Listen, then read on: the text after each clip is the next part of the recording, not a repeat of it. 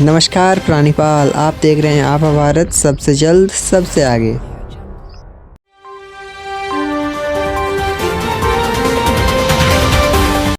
मैया योजना को लेकर हेमंत सरकार ने किया सख्त निर्देश जारी। अब योग्य महिला को ही मिलेगा इस योजना का लाभ। चुनाव में गेम चेंजर मानी गई मैया योजना। मैया योजना को लेकर हेमंत सरकार अब जारी की नया नियम। मैया योजना के लाभुकों के लिए ही ये योजना अब बन गया है सिरदर्द।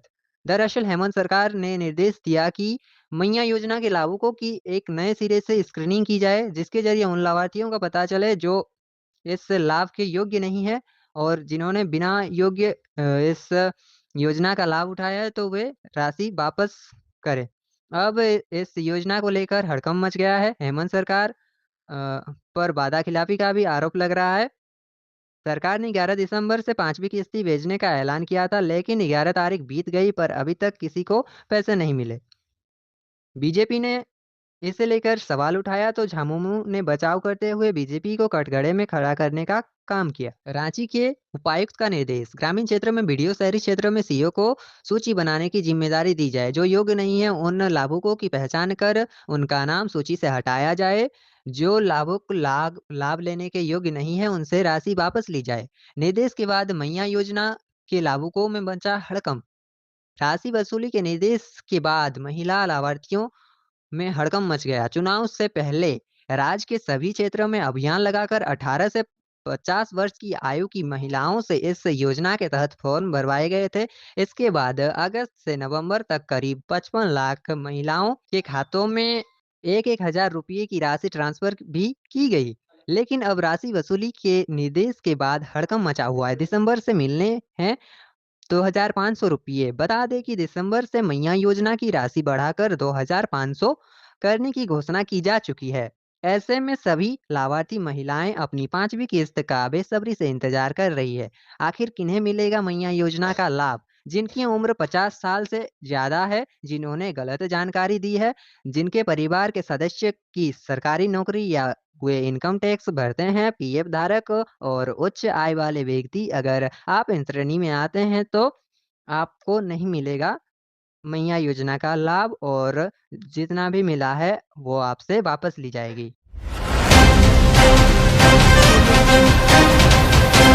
गावा स्टेडियम में भारत और ऑस्ट्रेलिया के बीच खेले जा रहे टेस्ट मैच के तीसरे टेस्ट में भारतीय टीम ने फ्लो ऑन से बचते हुए संघर्षपूर्ण प्रदर्शन किया है। चौथे दिन का खेल समाप्त होने तक भारत ने 9 विकेट पर 252 रन बना लिया है और वह ऑस्ट्रेलिया की पहली पारी के स्कोर से 193 रन पीछे हैं। बता दें कि दिन के अंत में आकाशदीप 27 रन और जसप्रीत बुमराह 10 रन बनाकर नाबाद लौटे। एक समय था जब भारतीय टीम 213 के स्कोर पर 9 विकेट गंवा चुकी थी और भारत को फ्लो ऑन से बचाने के लिए 33 रनों की आवश्यकता थी। ऐसे में आकाशदीप और बुमराह ने बल्लेबाजी करते हुए टीम को संकट से बचा लिया। बता दें कि भारत टीम ने टॉस जीतकर पहले गेंदबाजी का फैसला किया था, जिसमें ऑस्ट्रेलिया ने पहली पारी पर 445 रन बनाए थे, जिसमें स्मिथ ने 101 और ट्रेविस हेड ने 152 रन की शानदार पारियां खेली। भारत की ओर से जसप्रीत बुमराह ने 6 विकेट, सिराज 2 विकेट, आकाशदीप और नीतीश रेड्डी एक एक विकेट लिए।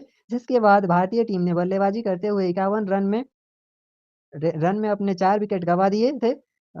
भारतीय टीम की तरफ से केएल राहुल संघर्षपूर्ण 84 रन बनाए, जबकि रविंद्र जडेजा ने 77 रन की अहम पारी खेली। ऑस्ट्रेलिया की ओर से कप्तान पैट कमिंस ने 4 विकेट लिए, वहीं मिचेल स्टार्क ने 3 विकेट और नाथन लायन और जोश हेजलवुड ने एक एक विकेट हासिल किया।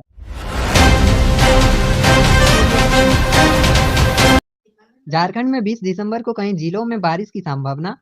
जाने आज के मौसम का हाल। झारखंड में गुरुवार को मौसम में बड़े बदलाव की संभावना नहीं है। इस दौरान अधिकतम तापमान 24 डिग्री और न्यूनतम तापमान 10 डिग्री रहने का संभावना है। रांची झारखंड में बढ़ती ठंड ने लोगों का हाल कर दिया बेहाल। हालांकि इतनी ठंड 25 दिसंबर के बाद देखने को मिलती थी, लेकिन इस बार तो आधे दिसंबर में ही तकरीबन कई जिलों में तापमान 10 से नीचे चला गया है। गुरुवार को भी मौसम में कोई बदलाव की संभावना नहीं है। सुबह में धुंध छाया रहेगा, दिन चढ़ते ही मौसम साफ हो जाएगा। इस दौरान अधिकतम तापमान 24 डिग्री और न्यूनतम तापमान 10 डिग्री रहने की संभावना है। 20 दिसंबर को झारखंड के इन जिलों में बारिश की संभावना है। रांची में स्थित मौसम विज्ञान केंद्र की माने तो राज्य में अगले 3 दिनों के दौरान कम से कम तापमान में 2 से 4 डिग्री की वृद्धि हो सकती है, लेकिन 20 दिसंबर को मौसम में बदलाव होने की संभावना है। मौसम विभाग ने ऐसी संभावना जताई है कि झारखंड के दक्षिणी हिस्सों, पूर्वी सिंहभूम, पश्चिम सिंहभूम, सिमडेगा और सरायकेला खरसावां में ठंड बढ़ने की संभावना है। बीते 24 घंटे में कैसा रहा मौसम? बीते 24 घंटे के मौसम की बात करें तो पूरे राज्य में मौसम शुष्क रहा। हालांकि कई इलाकों में शीतलहर भी चली, जिस वजह से लोग अपने घरों में दुबक के बैठे रहे। सबसे अधिक उच्चतम तापमान 26.6 डिग्री सेल्सियस गोड्डा में रिकॉर्ड किया गया, जबकि सबसे कम न्यूनतम तापमान 4.9 डिग्री सेल्सियस गुमला में दर्ज किया गया, जबकि रांची का न्यूनतम तापमान 9 डिग्री सेल्सियस रहा, जो कि सामान्य से 1 डिग्री कम है, जबकि एयर क्वालिटी इंडेक्स 14 था।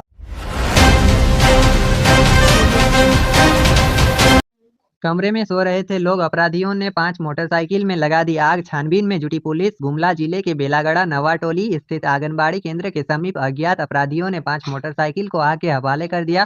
सभी मोटरसाइकिल जलकर राख हो गए। घटना मंगलवार रात की है। इस घटना में 5 युवक जिंदा जलने से बच गए। इस आगजनी के क्रम में आंगनबाड़ी केंद्र भी क्षतिग्रस्त हो गया। घटना के बारे में बताया जा रहा है कि मोटरसाइकिल सवार 5 लोग पेंट कर्मी थे और आंगनबाड़ी केंद्र में विश्राम कर रहे थे। वही पेंटर नंदकिशोर बाइडेक ने बताया कि आंगनबाड़ी केंद्र को पेंट करने के लिए मंगलवार की शाम को वे लोग लोहरदगा से अलग-अलग मोटरसाइकिल लेकर आए थे।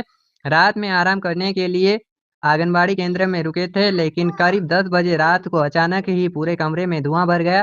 साथ ही बाइक के ब्लास्ट होने का आवाज आया। जब दरवाजा खोलकर देखा तो सारे मोटरसाइकिल आग के ऊंची-ऊंची लपटें निकाल रही थी। हमारे चिल्लाने पर आसपास के लोग आकर दीवार तोड़कर हमें निकाला।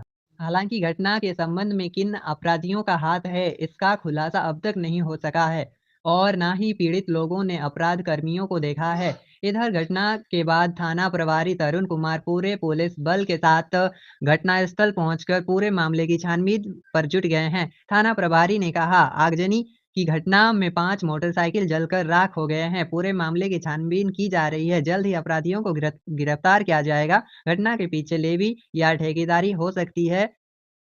कारण वही इस घटना के पीछे लेवी का मामला होने का अंदेशा लगाया जा रहा है। साथ ही यह भी अंदेशा लगाया जा रहा है कि उक्त आंगनबाड़ी केंद्र के निर्माण ठेकेदार को लेकर वर्चस्व का मामला गाँव के ही कुछ लोगों के बीच था। इसी मामले को लेकर आगजनी की घटना हुई होगी। फिलहाल पुलिस पूरे मामले में बारीकी से जांच कर रही है। इलाके में नई नक्सली संगठन की सक्रिय है, जिसके चलते यह भी अंदाजा लगाया जा रहा है कि रंगदारी वसूली को लेकर आगजनी की घटना हो सकी।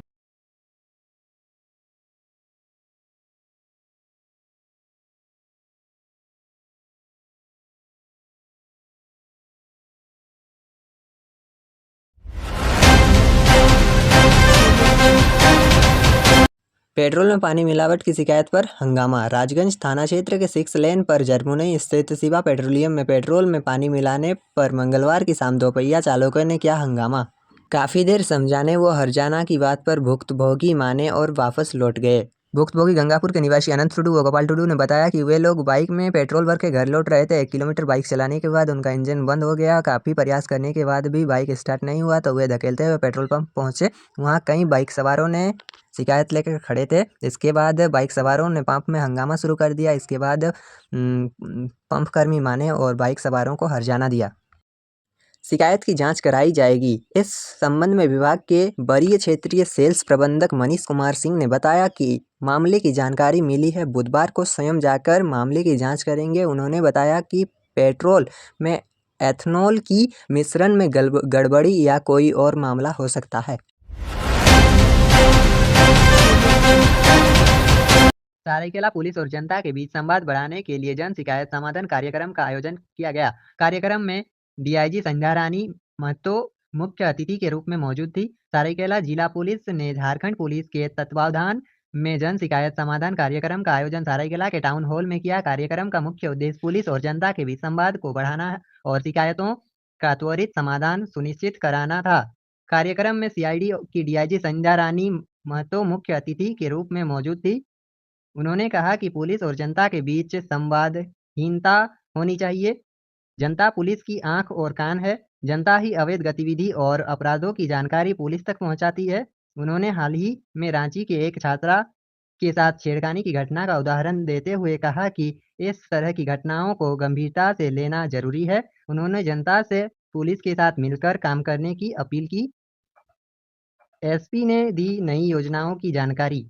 जिला एसपी मुकेश लुनायत ने कहा कि इस कार्यक्रम में जनता की भागीदारी संतोषजनक रही, लेकिन इसे और प्रभावी बनाने की जरूरत है। उन्होंने घोषणा की कि आगामी दिनों में अनुमंडल और अंचल स्तर पर भी इस तरह के कार्यक्रम आयोजित किए जाएंगे, ताकि ग्रामीण इलाकों के लोग अपनी समस्याएं सीधे पुलिस तक पहुंचा सके। जनता ने रखी समस्याएं। कार्यक्रम में बड़ी संख्या में लोग शामिल हुए और उन्होंने अपनी समस्याएं पुलिस के समक्ष रखी। इस पहल को जनता ने सहारा और उम्मीद जताई कि इससे पुलिस और जनता के बीच दूरी कम होगी। उद्देश्य और भविष्य की योजना। एसपी मुकेश लुनायत ने कहा कि इस तरह के कार्यक्रम पुलिस से जन केंद्रित दृष्टिकोण को दर्शाते हैं। उन्होंने जोर देकर कहा कि पुलिस जनता के बीच सहयोग और संवाद को मजबूत करने के लिए ऐसे प्रयास जारी रहेंगे। यह कार्यक्रम न केवल समस्याओं के समाधान का मंच बना, बल्कि पुलिस और जनता के बीच विश्वास और पारदर्शिता